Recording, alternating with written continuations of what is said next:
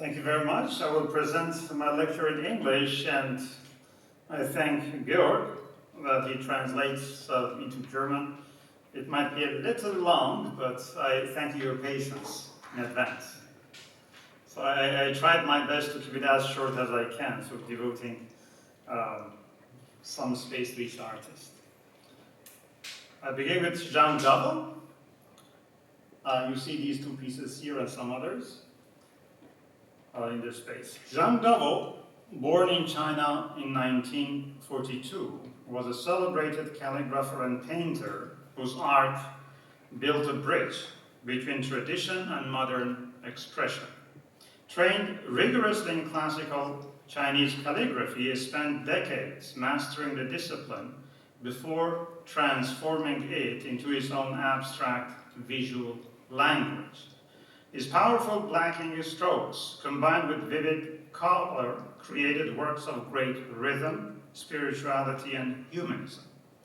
Pieces such as Millennium Love Letter and Spring Calligraphic Art show how he fused calligraphy with abstraction, balancing order and freedom.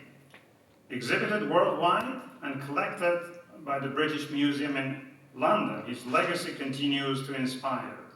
Zhang Dawo passed away in 2023 in Australia, and we are honored to welcome his family member Cynthia here with us today.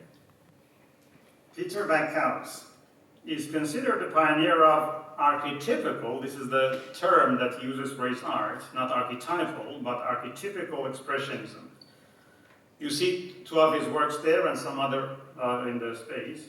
After moving from Germany to Sweden in 1968, he studied philosophy, psychology, and art in Gothenburg, in Sweden. He was a professor of art for many years. Backhaus uses painting as a means of exploring the human psyche, balancing themes of chaos, transcendence, and transformation. His bold colors and dynamic forms evoke urban rhythms while simultaneously addressing psychological depth. Exhibited internationally, including in China and at the Florence Biennale, he has gained significant recognition. He has received many awards, including the Leonardo da Vinci International Prize in 2023 in Italy. Pashmin Art will publish a monograph about him this year. We are still busy with the book. Richard Hoffmann, born in 1930 in Germany, so he has been active for 95 years. And he is still active in art. He is a painter, sculptor, and theorist whose career spans more than 70 years. Trained in Saarbrücken, Paris, and Berlin under mentors such as Will Grohmann, he worked alongside figures including Georg Baselitz. Initially devoted to a sculptor, he created major public commissions, such as the Bronze Peace Monument on the Schaumburg, unveiled in 1976 in the presence of President Charles de Gaulle and Chancellor Konrad Adenauer. From the 1980s onward, he refocused on painting, publishing his influential Cell Tectonic Manifesto. Exhibited internationally from Milan to Beijing, Hoffmann remains a vital voice of post-modern European art, uniting form, philosophy, and humanism. Horst Wagner from Germany. He has built a career that bridges personal reflection and global commentary. Trained in painting and drawing from the 1980s and a member of the Federal Association of Fine Artists since 1996. He works from Erfurt, a very small, beautiful city in Germany. I call it a small Prague. From Erfurt, while exhibiting internationally, Wagner's art explores identity, belonging, and meaning in a rapidly shifting world. His vivid, dreamlike canvases contrast with the stark sketches and apocalyptic imagery that expose human vulnerability in times of crisis. By weaving memory, emotion, and social critique, Wagner blurs reality and imagination, offering works that resonate as deeply humanistic reflections on resilience and transformation. Nathalie Bopp, you see some of her large paintings when you come up the stairs. Nathalie Bopp is known for her steadily evolving artistic path, ranging from early portraiture to large-scale environmental installations.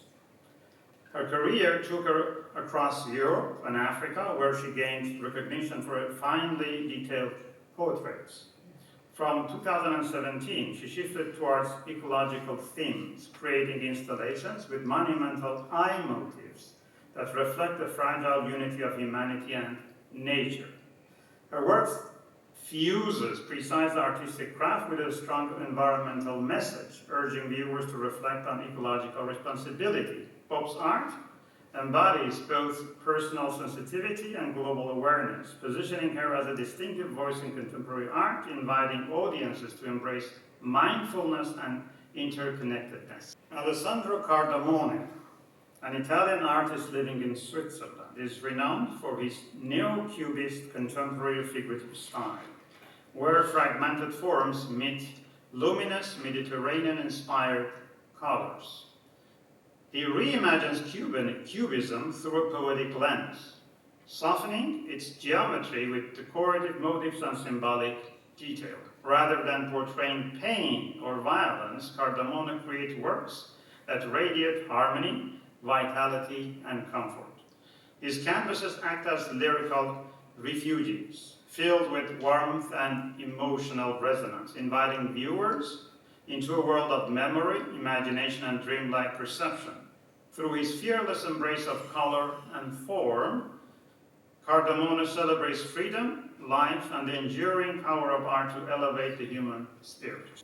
Mikael Jensen, you see this work here, is by Mikael. Mikael Jensen, now I introduce two artists from Denmark. Mikael Jensen from Denmark is a painter working between Denmark and Spain, whose artistic path began after a vivid dream in 1995. Formerly an award-winning advertising creative, he turned to art, drawing on Jung's psychology to develop a visual language of archetypes, myth, and dream imagery. His work on cartoon or paper combine ink, acrylic, and fine-tune lines, balancing precision with expressive abstraction. Stark contrasts of black and white heighten the impact of recurring motifs such as the tree of life, symbolizing growth and interconnectedness. Jensen's paintings invite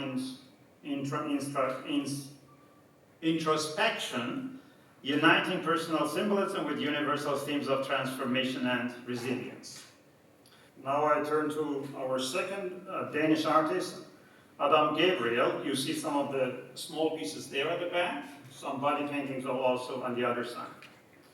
Adam Gabriel is an artist whose practice centers on the human face and body as vessels of identity, memory, and vulnerability. Working on oil and canvas, drawing, watercolor, and pastel, he investigates resilience and the essence of humanity. His portraits and body studies often emit overt emotion, compelling covert viewers toward introspection and self-reflection. An active member of Danish art associations, Gabriel also teaches at Haderslev Art School and Hoyer Design College, sharing his vision through pedagogy. Exhibited widely across Europe and China, his art stands as inquiry, meditation, and enduring legacy beyond philosophical boundaries. Donat Camber, a Swiss photographer, explores themes of transformation, tradition, and environmental change. His seminal series, The Last Days of Old China, from 1988 to 1993, we showed these works in China and in Germany before. These series documented a nation on the threshold of modernization, capturing urban and rural life beyond rapid transformation erased much of its past. In contrast, The Light of Switzerland, presented here in Weiz, turns his lens to the ecological fragility of the alpine landscape. Waterfalls, rivers, and mountains, long regarded as timeless symbols of continuity, appear threatened by droughts and floods, exposing the volatility of climate change. Camber's photography unites historical preservation with ecological critique, inviting reflection on humanity's shared responsibility for the future. He uses a pseudonym, not his real name, so we just call him Blonde Monkey. Blonde Monkey is a young German artist whose vibrant work fuses pop art and up art into bold, large-scale compositions. Entirely self-taught, he employs brushes, palette knives, spray paint, and colored pencils to create luminous contrasts, vivid hues glowing against deep blacks. His imagery reimagines cultural icons and symbols from Marilyn Monroe and Karl Lagerfeld to contemporary reinterpretations of Michelangelo's David through geometric forms. You see the pieces around. Influenced by both popular culture and nature, Blonde Monkey builds an eclectic, immersive visual world, exhibited internationally through Pashmin art, including in the Rothko Museum. He is emerging as a dynamic new voice in contemporary art. Now I turn to Oleg Soul. Fortunately, he's here. You see the two large colorful pieces and some others here. Oleg Soul from Russia is a multidisciplinary artist working across painting, sculpture, and photography. Educated in Russia and active internationally, he has exhibited in Bali, Hamburg, and Europe, earning awards such as the Awesome Art Prize in 2020 and first place in Morocco through the Eyes of Russians competition in 2021. His art celebrates individuality and harmony with nature, dissolving prejudice through free emotional expression. Using oils, acrylics, charcoal, and lacquer, Soul creates dynamic works that balance stillness and motion. Recent pieces such as Between and Muse on Energy exemplify his exploration of transformation, vitality, and universal connection. Theodoros Nikolaidis, you can guess where he's originally from. So Theodoros Nikolaidis, a German artist of Greek roots, embraces the philosophy everything is possible. In his oeuvre, his line sculptures, if you look on your right you will see them, such as the line Attitude Mixed Media Limited Editions, symbolize inner strength, rebirth, and intrinsic value, blending monumentality with delicate surface treatment. Meanwhile, his Lamborghini series, including the Revolution of Lamborghini, Rigoletto, brings speed, luxury, and modern myth into dialogue with his symbolic universe. You see this painting downstairs. These works fuse automotive iconography with his signature use of metallics, bold color, and layered texture, evolving his broader investigation of how idols, myths, and power are constructed in contemporary culture. Julia Stärz-Wilhelm from Germany. She began her artistic journey with striking black and white graphics before embracing acrylic painting, where her expressive voice truly emerged. She is celebrated for her palette knife technique and warm, layered hues that give her canvases vitality and depth. Her 2025 Weiz exhibition includes Mystery, Metamorphose, Elogio, Mutter Erde, and Deep Ocean, works that explore transformation, vision, and elemental grounding. Intuitive, yet deliberate, Stärz-Wilhelm's tactile compositions resonate emotionally, bridging personal experience with universal themes of renewal, harmony, and humanity's bond with nature. And our last artist, Anna van den Hoffel. You see this large painting here and some others here. Anna van den Hoffel from Germany grew up between Menorca, the Austrian Alps, and Munich. Is a multicultural artist from different backgrounds. These backgrounds deeply informs her artistic vision.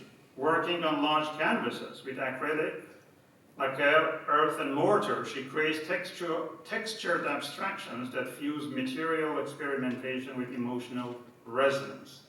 Her aerial perspective capture landscapes not only as physical terrains, but as mirrors of human feeling, translating inner states into layered color and form. Influenced by Jackson Pollock's dynamism and Edward Hopper's narrative depth, she constructs painterly chapters such as Berlin 9 and Berlin 5 that charged journey through self, society, and nature. At 28, she stands as a bold contemporary voice, uniting youthful exploration with a striking artistic maturity. Thank you. Dr. Khazaie.